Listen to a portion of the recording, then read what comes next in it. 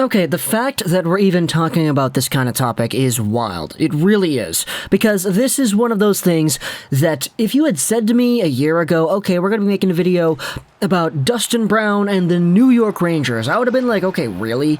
Nah, we're not talking about that, are we? Come on. Well, we kind of are. And our topic comes to us in the form of an Athletic article published the other day, 22 thoughts on the Islanders after 22 games. Is the season salvageable? Time for a trade? Are Lou and Barry to blame? This is a post by Arthur Staple from a week ago, so it's been a while. But there is indeed a little bit of a discussion had about the New York Rangers where he suggests a few potential targets that I wanted to go over in this piece. Now, because it's The Athletic, we're not going to go over and screenshot the material. Instead, we're going over on Spectors Hockey from today because the article from today goes over a few of these ideas and it writes about them. This is a free website, so it's a lot more accessible. Let's go over what exactly it is Staple is discussing when it comes to the New York Rangers. Again, links will be in the description to the regular Athletic piece if you have a subscription, as well as the Spectors Hockey article too. Arthur Staple mused over whether the New York Rangers need to bring in some additional scoring. He has nothing against Julien Gauthier or Dryden Hunt, but pointed out they haven't been able to stick as top 9 forwards prior to this season. The Rangers' fast start means there's no pressing need to address the issue right now, but he speculated Rangers GM Chris Drury can afford to remain patient and wait until more teams start shopping players on expiring deals. Possible targets could include the Coyotes' Phil Kessel, we've talked about that, LA Kings' Dustin Brown, the Dallas Stars' Joe Pavelski, or the San Jose Sharks' Tomas Hertl. Now, the last two are interesting and they can warrant their own video topics as well, but I wanted to focus on Dustin Brown. We've already discussed Kessel, as I said, so I don't really want to go over that topic entirely again. But for Dustin Brown, this is probably the second most interesting name that pops up on that list. Why? Well, let's go over everything about Dustin Brown and his entire profile. By the way, Spector's note, he says that he does not see the Kings parting with Brown. I personally am of the same opinion, but let's go over the idea anyway. Dustin Brown, 37 years old. I didn't realize he was that gosh darn old. And then you remember, oh yeah, right, 2003 draft. That was a long time ago, 18 years ago, my goodness.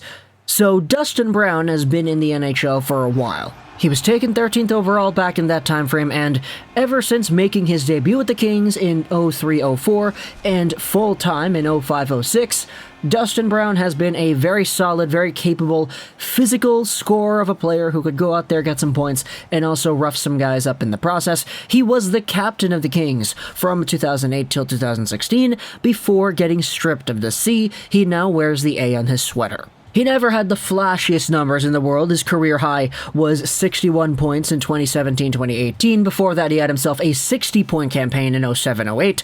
And, of course, being a point per game in the playoffs in the LA Kings' first Stanley Cup win in 2012 was a pretty notable feat as well. This season, though, Dustin Brown is making $5.875 million, and that contract expires at the end of this season. He's got a modified no-trade clause, and he's got 11 points in 28 games played. Not terrible, not super fantastic, but the profile that he boasts is indeed good enough to say, okay, this is a physical player. He plays like he's got a really big body, even though he's 6 feet 209. He loves to be physical, he loves to hit guys, and he's just an overall strong power forward that the LA Kings have greatly benefited from in the past. He does expire this season, and he is 37 years old. Who knows, first and foremost, if he's actually going to go out there and continue playing hockey after this season. He has had the super good longevity throughout his career, but things can change year after year, so it really depends. If you want to go out there and say Dustin Brown wants to stick around in the NHL and maybe even go on another playoff run, you have to start asking yourself, is it more likely that happens with the LA Kings or with some other team out there? The Kings right now in the Pacific Division standings are currently 4th. They're 3 points out of a playoff spot as they are 3 points behind Edmonton. But, of course, nothing is guaranteed. Teams can get hot, teams can get cold. But if you want to go over Dustin Brown and say, okay, let's say, hypothetically, he wants to end off this contract going into the playoffs. He wants another chance to win a Stanley Cup with a legitimately good team that has itself the star power and the talent to go out there and make a run.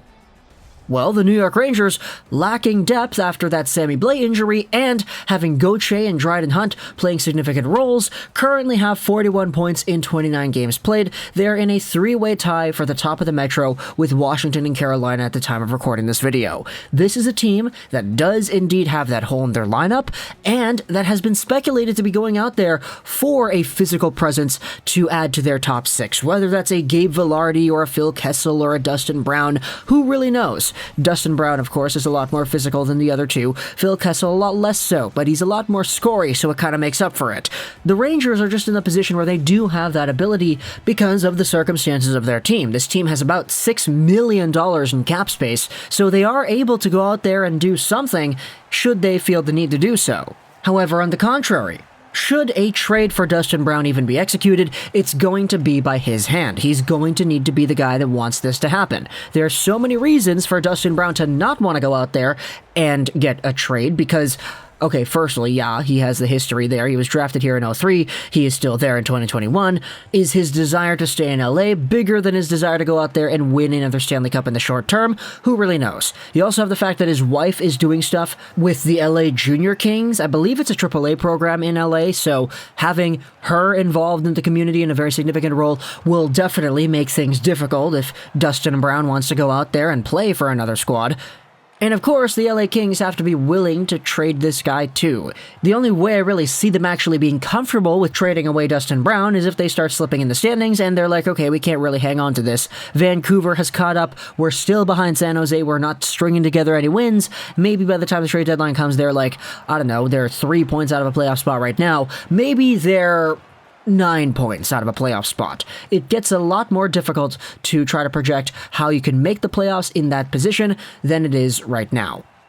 Maybe then the LA Kings can say, okay, well, you could try to go the Alex Burrows route where you are indeed expiring, you like the LA Kings, you like this community. Maybe you could try to help us out by acquiring us some assets before re-signing with us in free agency. I know that's not directly what Burrows did, but it has been done by other players before. Patrick Marleau, he's always returning to San Jose, for example. So maybe there is some opportunity, should a few very specific circumstances be met, that the Rangers acquire Brown as per mentioned in the Staple article. The Rangers are going to need to get a guy on their radar that fills the role of a Sammy Blais. Dustin Brown, yeah, he's likely the guy who goes out there and does that. Brown is also supposed to be willing to go there because he has a modified no-trade clause.